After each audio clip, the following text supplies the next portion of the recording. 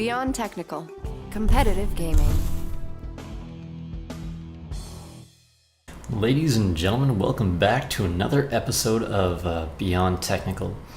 So today what we're going to be doing is checking out a game that's a little bit new called Wildstar. It's an MMO, for those of you who don't know. It's all about these little targeting reticules, so you kind of like aim everything on the ground while you play, and you can miss or hit any ability in the game. It's pretty fun, it's insanely challenging, and I wanted to give you guys a little rundown on how to do pretty much the hardest thing in the game that most people have access to. So to get attuned for raids, you have to do, there's like 4 adventures, which are actually really easy. I don't think anybody's gonna have any trouble with those. And then there's 4 dungeons, and everybody has trouble with those dungeons. And I've personally been running people through over and over and over to help them out. And so that's what I've got for you guys today. We're gonna show you how the dungeons work and show that off.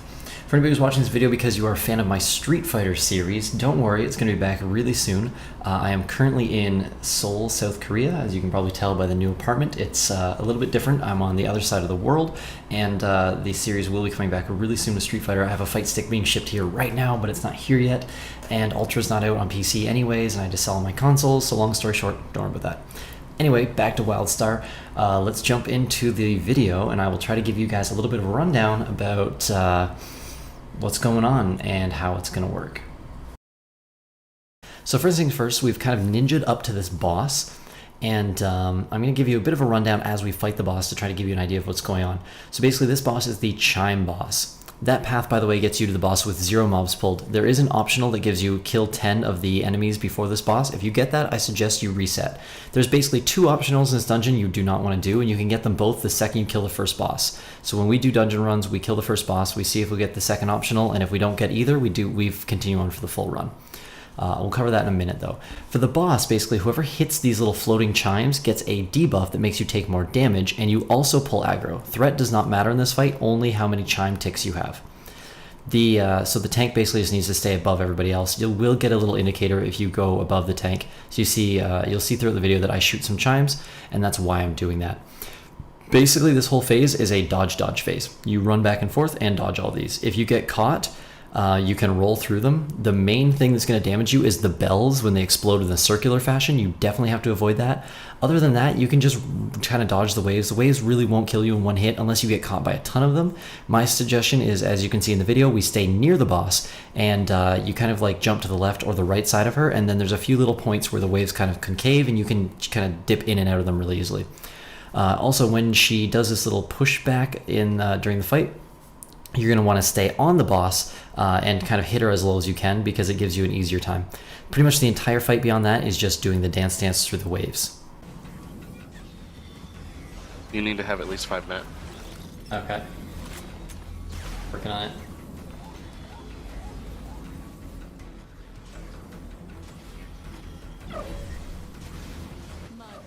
I'm I at get 6. one there. Is that enough? Yep, you're okay so far. Okay. Stunner. What we're doing is we do stun rotations. So basically you make stun groups. So every member that has 3 stuns makes up a stun group. Most mobs have 2 interrupt armor, which means you need 3 stuns to break that and stun them. So most characters like warriors and engineers can run 3. Stalkers run 2, medics usually run 1, and spell slingers are kind of a little up in the air. So when we're talking, they're going to be saying like group 1 go, group 2 go, example, or etc, etc. You're going to see a lot of that happening. Who's down? 3's up.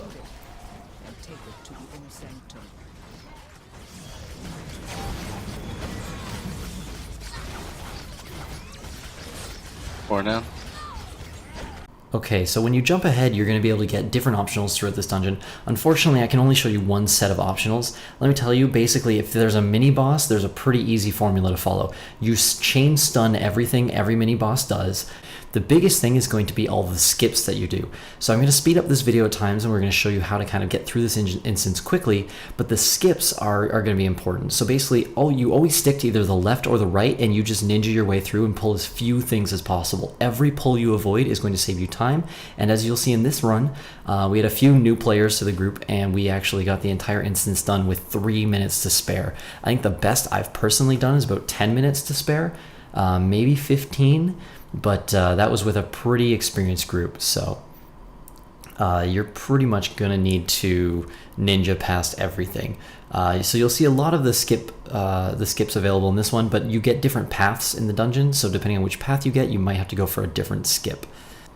So the first boss you're going to see as we jump ahead here is going to be the big frog guy, the something Mauler, Hammerfist Mold Jaw.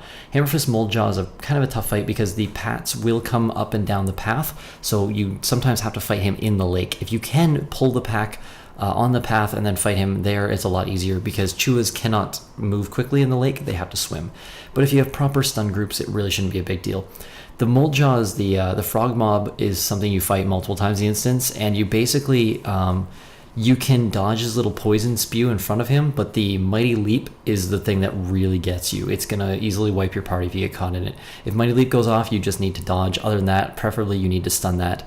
There's a pack at the end of the instance that you will see eventually as well, where Mighty Leap is a very important interrupt. I'll cover that again when we get there. So it's really important to run all the way to the area before you start fighting packs of mobs, because sometimes the packs of mobs actually give you credit towards the optional you're doing. So you can see with the bees, we run ahead, we trigger the optional, and then the bees actually give us a tick on our optional. So it saves us an entire pack that I believe we end up having to pull anyways. But for some places, that can give you a bit of an advantage. The other one that is really common to get here is the Totems of Flame when you go towards the fire boss. The Totems of Flame are very, very easy. You should pretty much ninja them. If you have a stalker, you can have them do most of them, but you can just go up the right-hand side. I found is a little bit easier, and you will get all 4 of the Totems of Flame on the way there. As I said before, there's a fire mini-boss you can potentially get here. He just spawns little fire adds. You let them touch you, and then you run out of the explosion area. It's really, really not hard. You basically just burst down all of the bosses. The packs that you fight too, the basic strategy is stun everything they do and just rotate who stuns. If you have 4 stun groups, that's ideal for this instance. You can stun every move they do through the entire thing.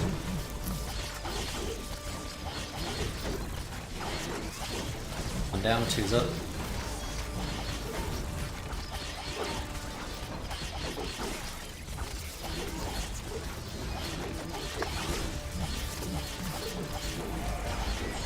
Who's down? 3's up. Double kill.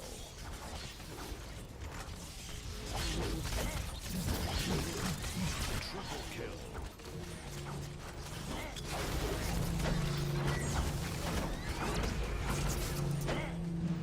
Alright, ninja the rest.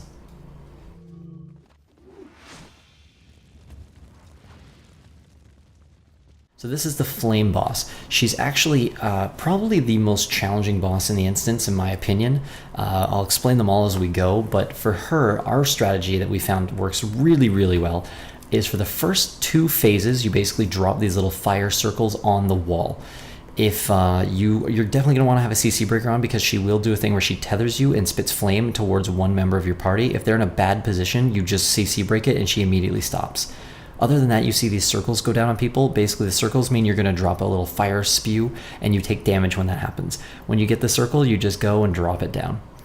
You're also going to see this tether that goes down on one of our party members, and he's running back and forth.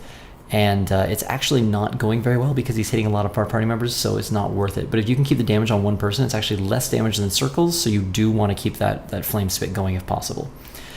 The biggest part of this fight, though, those are the small ones. The circles and the flame spit, tiny things. The big issue is definitely these firewalls that you're going to see very, very shortly. When she runs to the middle, everybody should immediately sprint to the middle. She's going to spit you up into the air, and she doesn't kill you, but she does most of your health and damage for everybody. Your healer can top this off as you go. Then you do a little dance phase. You'll see us running back and forth here through these firewalls. This is really, really important to call out where they are, make sure everybody understands. And for the first 2 phases, it's honestly pretty easy. As an engineer with no mobility abilities, I've managed to make it through basically every firewall phase without getting hit, no matter how bad left and right it ends up getting. So no excuses. You can definitely just sprint and roll your way through this whole thing.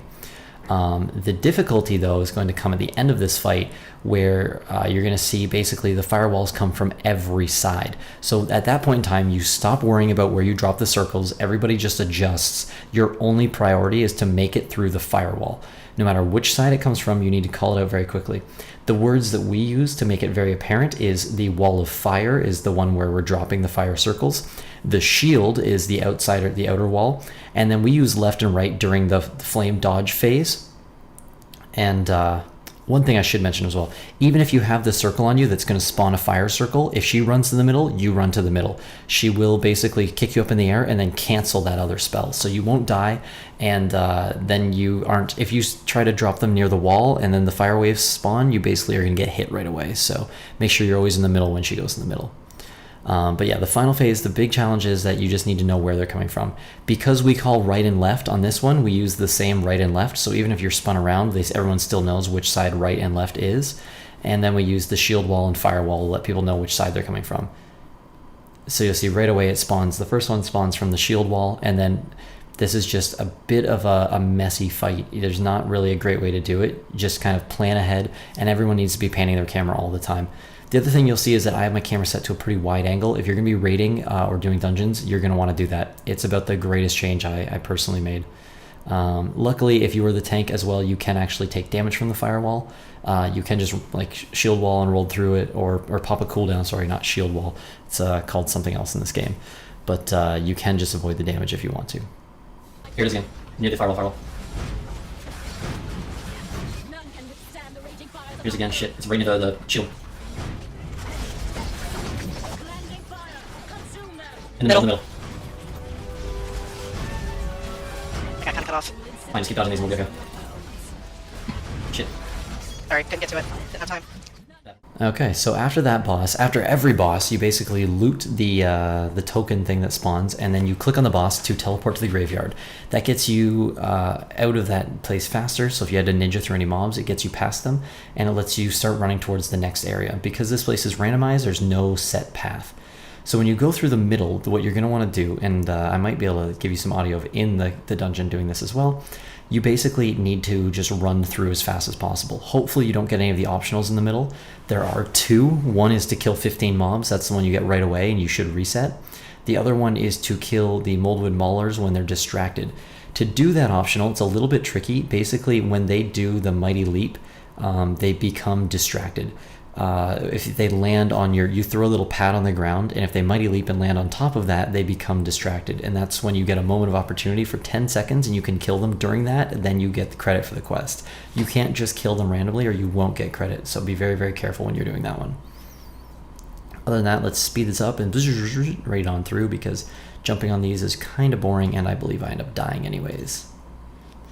If you die, what you can do is wait for your teammates to get through. All you need is one person to get through to the graveyard. They activate the graveyard, then everybody resurrects, and they should be right there. So that's a great way to save time to cut through, or from when you're cutting through the middle.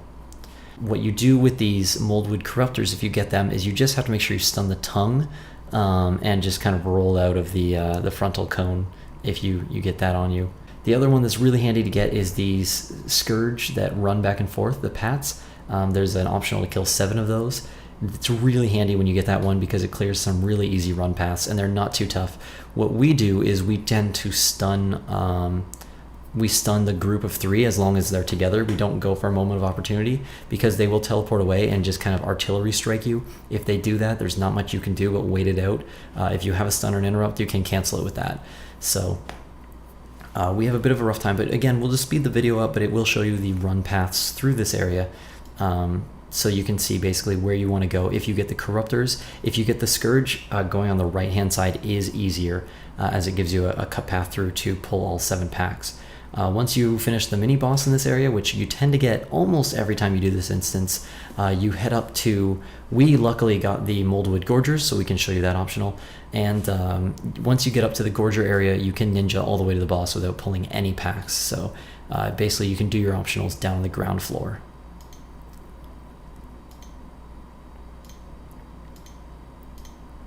Okay, so jumping ahead to the Elder Rager, he basically only does one thing that you need to interrupt, which we will definitely be able to show you during this. I believe it's Strain Corruption or Strain Overload or something along those lines. You want to tank him pretty much where he is, depending on what you've cleared, to make it kind of easier. Yeah, Strain Overgrowth, there it is. So when he casts Strain Overgrowth, you're going to have your groups 1 and 4 interrupt, your groups, or 1 and 2 interrupt, and 3 and 4 interrupt. You only need 2 interrupt groups for him. When he does the Darkness Swarm, you just let him cast it because they just die passively from damage anyways. The only thing he can do that's dangerous is he sometimes kicks your tank back, roots him, and then stomps him really hard. You're going to want to save a cooldown if you're tanking because you might die. If your gear's good enough, you can survive through it even with no cooldowns, but it's a little bit risky, so it's best to have something up to basically negate all that damage. Other than that, you just have 2 stun groups, finish him off, and then you start ninjaing up towards the boss. If you have the Gorgers, you can do those with or without a tank or healer, so don't worry about those. They don't really do any damage to you. They're really, really easy optional. We got really lucky picking that one up through this run.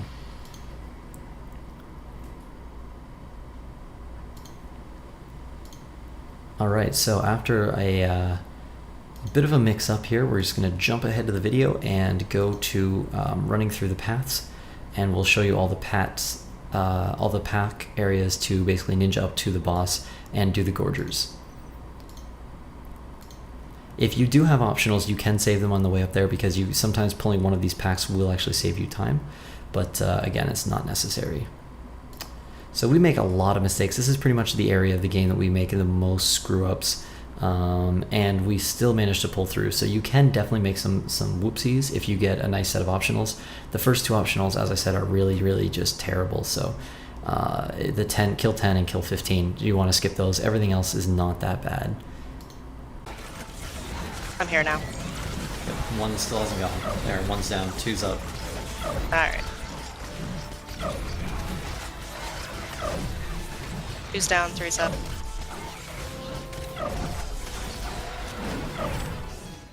Alright, so we've zoomed ahead to the boss now, and this guy is actually, in my opinion, extremely easy if you do the strategy that I'm going to show you in this video. So pretty much this entire fight is reliant on your tank. Everybody else has a really, really easy job. All they have to do is stand there and DPS him and spread out a little bit. What he's going to do is he's going to slam his hammer into the ground. He has 1 spell that you interrupt where it will knock you in the air if he casts it. Any single person can interrupt that, and you only need 2 interrupt groups. So with 4 interrupt groups, it should be very easy to get it every time.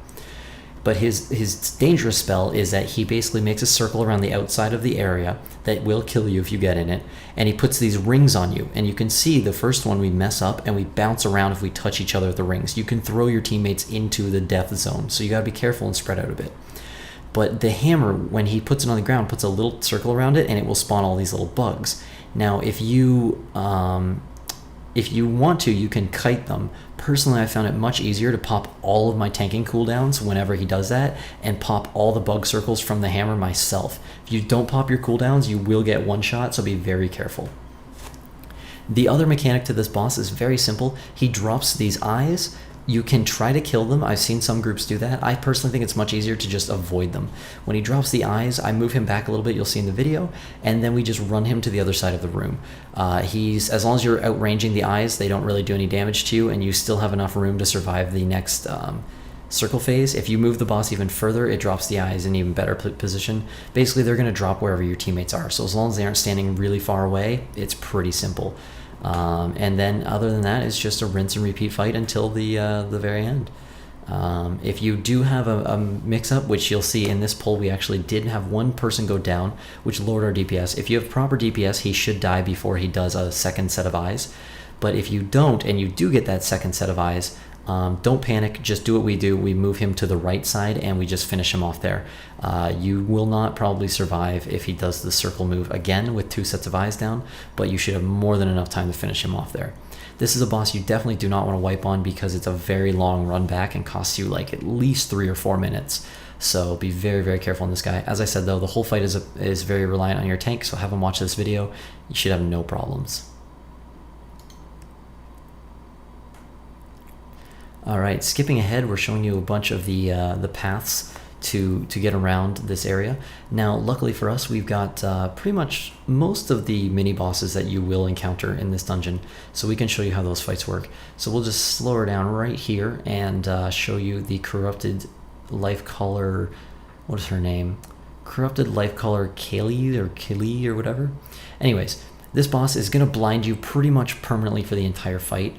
And you just have, everybody needs to kick her. Have one of your groups on the ad, everybody else can just rotate their kicks on the boss. She casts Well of Life, which is a very popular spell in this zone. Basically, if you get hit with Well of Life, you have an AoE around you that's going to do massive damage to anybody else you touch. So if you get it, just jump out of your group, which is how we handled the first one that didn't get properly kicked. Other than that, she summons an ad. You're pretty much going to want to kick them the second they come out because they start casting right away. And if you don't, they're going to kill everybody. As long as you kick them once, they don't do anything, they die, you go back to the boss. It's a very, very simple encounter. Be very careful of the pats. There is a spider pack and a corruptor pack near her that can get pulled. So be careful with engineer bots and things like that. As long as you tank her where she is, it's really not a challenging fight. Now after her, you see we get the Corrupted Tarantulas. The other one you can get is the Life Color Pell. They're both very, very easy encounters. Luckily, we get to show you again some more of the skips for this area. This area pretty much only has one set of skips. You use it no matter which side you come from. And these are the most efficient that we've found. The Life Weaver Pell, if you get that one, you just, again, as usual, you stun everything they do. Some of them will overcharge their minions, which means you're basically going to want to roll stuns on them and their minions. If you have 4 groups, it's really not hard to do. We got the tarantulas, which are a little bit harder in my opinion. But when they die, their bodies explode, and then they shoot at little tarantulas, which hit really, really hard. So we have everybody save their stuns for when the little tarantulas come out. Personally, as the tank, I often burn my stun on the first big tarantulas, because I know we have 3 more groups to go for the small ones. We really don't have too much trouble with them.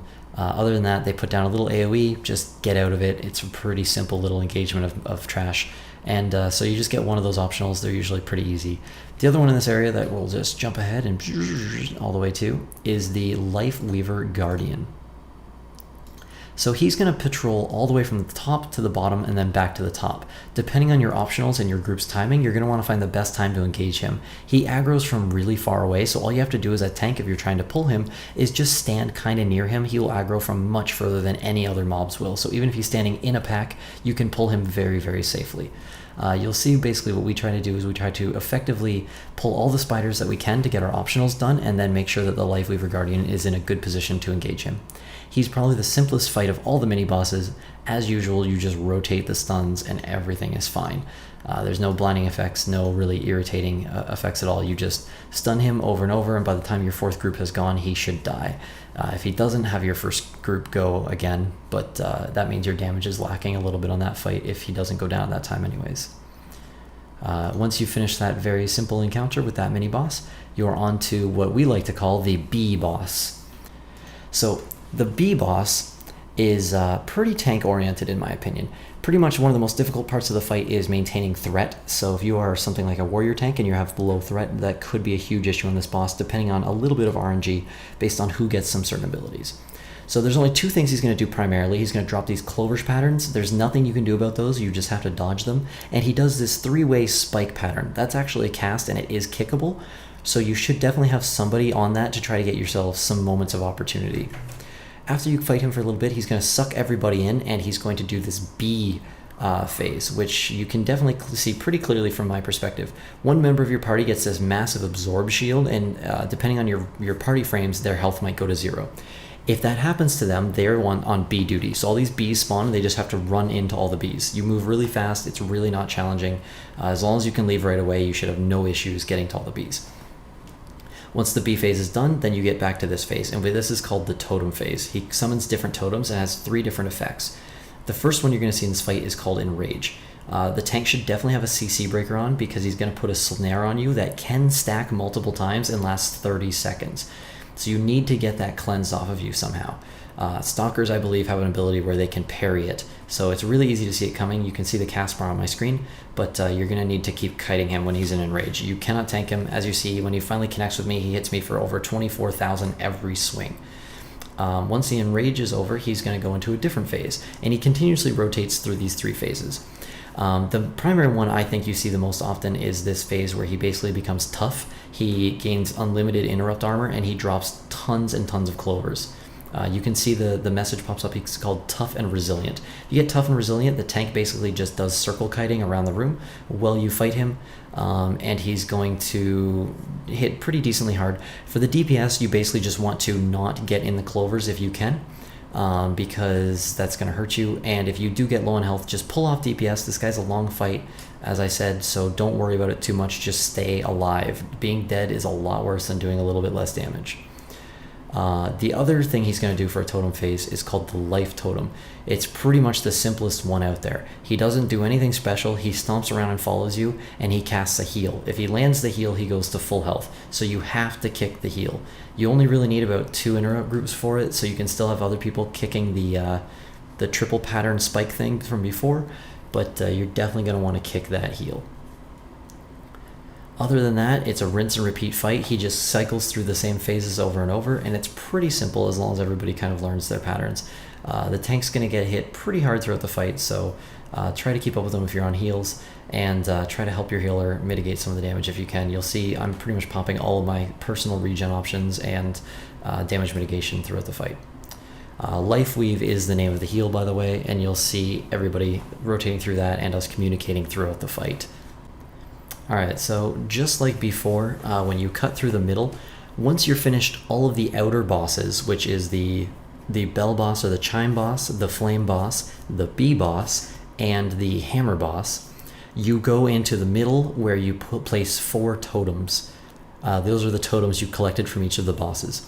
In the middle, what you're going to run into is basically a bit of a gauntlet phase of multiple enemies spawn and run at you, and it gets harder and harder, but luckily you get a buff that makes you do more damage. You get you get automatically healed, and it makes it a little bit easier.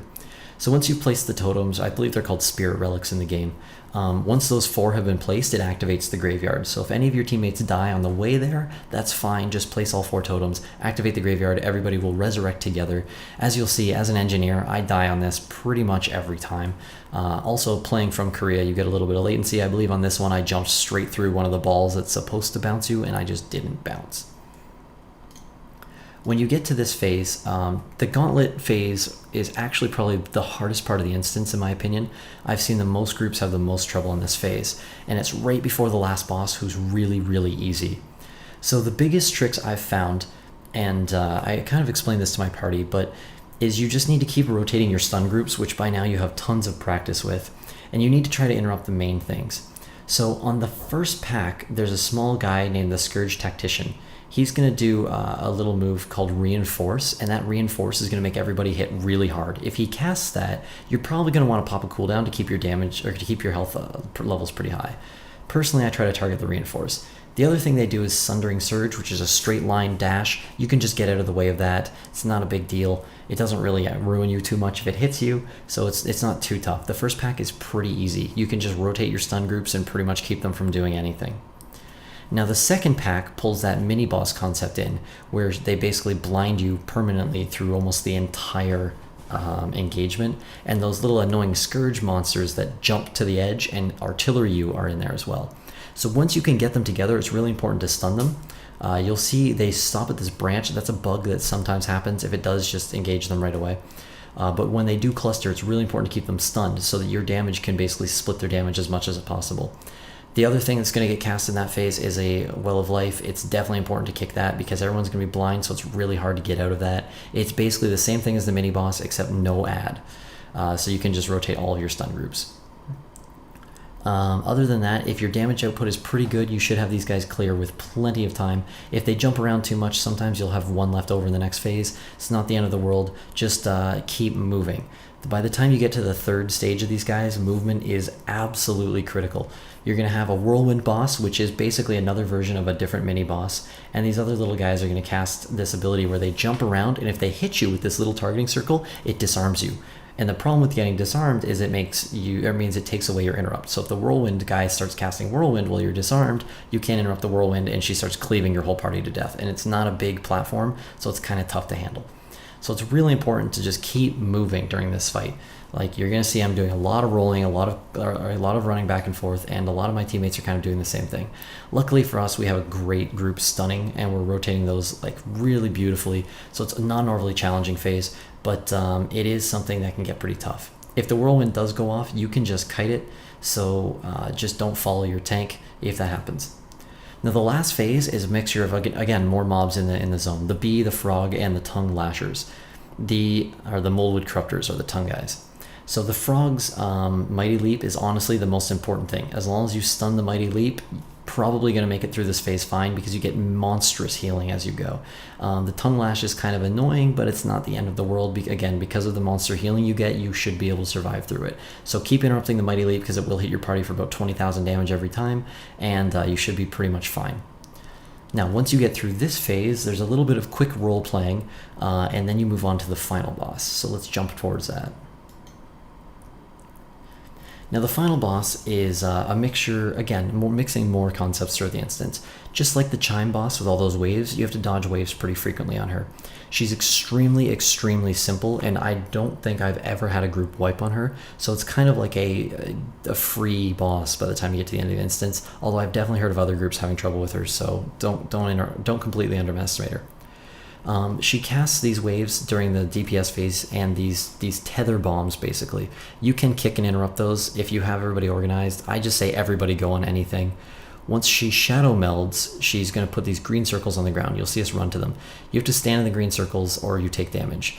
Your healer should easily be able to keep everybody up through this phase, and then she's going to hook you out of the green circle and you just run back to the green circle. It's very, very simple. There's really not much to it. You can see our healer is a fantastic player, and he's actually throwing down interrupt armor on us so that the chain doesn't do anything, which I thought was a really brilliant move. The first few times we did that, he wasn't aware that he was able to do that, and he kind of tested that out and found out.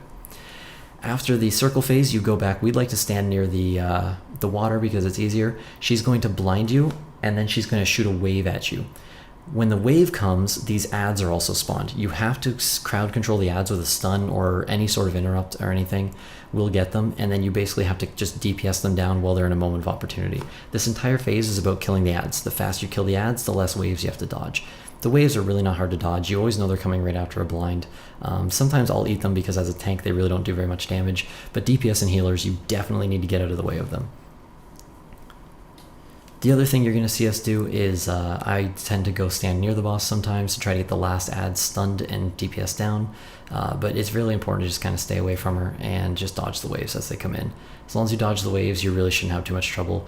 It's pretty rare that anybody dies on that phase. It's generally their own fault if they make a mistake and go down. And then after the ads, you're pretty much rinse and repeating the boss again.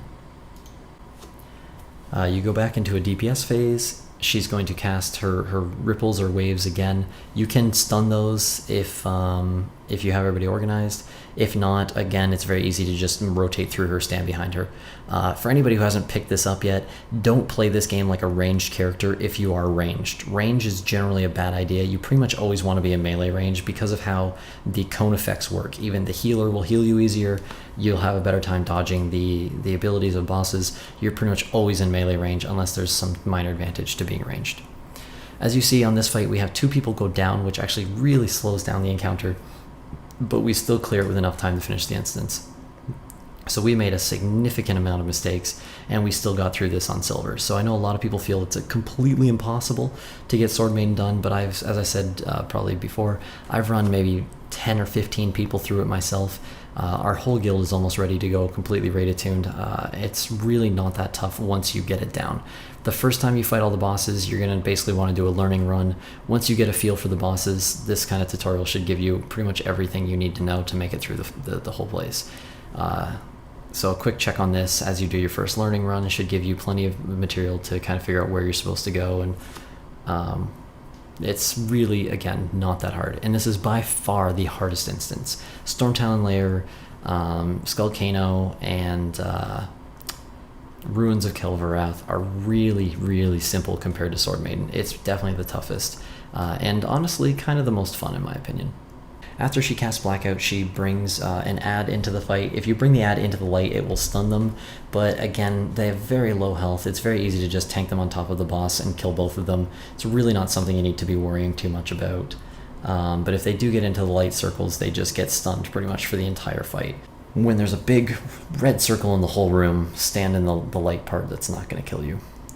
And as you see, we still pick up silver even with all those problems, mistakes, and all the problematic things that happened during that run. So thumbs up to Phoenix for being dead pretty much the entire time, and I hope you guys enjoyed this tutorial. I'm sorry if it got a little bit long, but Swordmaiden is quite a long dungeon, so if you did enjoy this, please don't forget to subscribe and check out the channel. I definitely do a lot of Street Fighter content, but I'm starting to branch into a lot of other games as well, and if there's enough interest in Wildstar tutorials, I'm more than happy to keep supplying them. I've been really, really enjoying this game so far, and I've got a great guild going together.